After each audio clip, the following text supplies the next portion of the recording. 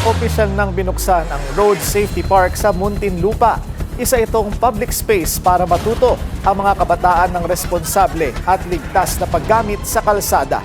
Narito ang agenda report ni Just Ignacio.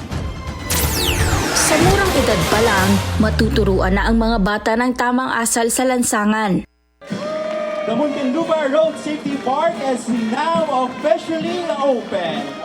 Dahil yan sa Road Safety Park na inilunsad ng Department of Transportation at LGU ng Muntinlupa ngayong Lunes. Kapag makita nyo, Road Safety Park ang nakalagay dito. Kasi parati natin ang sinasabi, other than the infrastructure, pero kailangan din natin ng disiplina. At paano natin makakamit ang disiplina, ay ito'y dapat aralin ng ating mga kababayan, mas lalo na yung mga bata. We envision na yung mga bata na as young as those in the childhood development centers ay mag-field trip sila dito. Dito na sila mag-enjoy. At the same time, they will learn. And of course, as they go along the higher levels of their education, there should be continuing activities that they can do.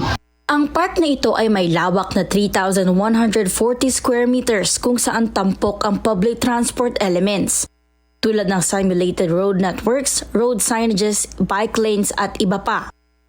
Ayon kay Acting Transportation Secretary Giovanni Lopez, nagkakahalagang mahigit 31 million pesos ang proyektong ito na ginawa sa loob ng 2 taon. Ilan sa mga bagay na pwedeng matutunan ng mga bata rito ay ang tamang sakayan. Mayroon ding PWD signage, intersection lane at pedestrian lane. At isa din sa mga pinaka-importante, tampok din dito ang footbridge. Mayroon ding mga bisikleta, go-kart at helmet para sa mga bata, kaya interactive ang magiging learning experience ng mga bata.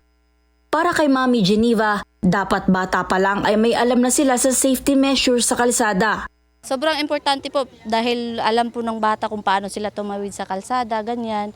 Kaya sobrang importante sa amin bilang isang magulang po.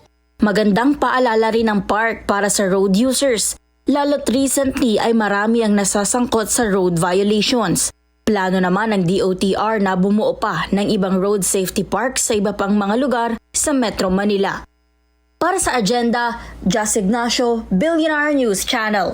Manatiling nakatutok sa Billionaire News Channel. Sumubaybay sa aming social media accounts at mag-subscribe sa aming YouTube channel para sa mga eksklusibong balita at storya.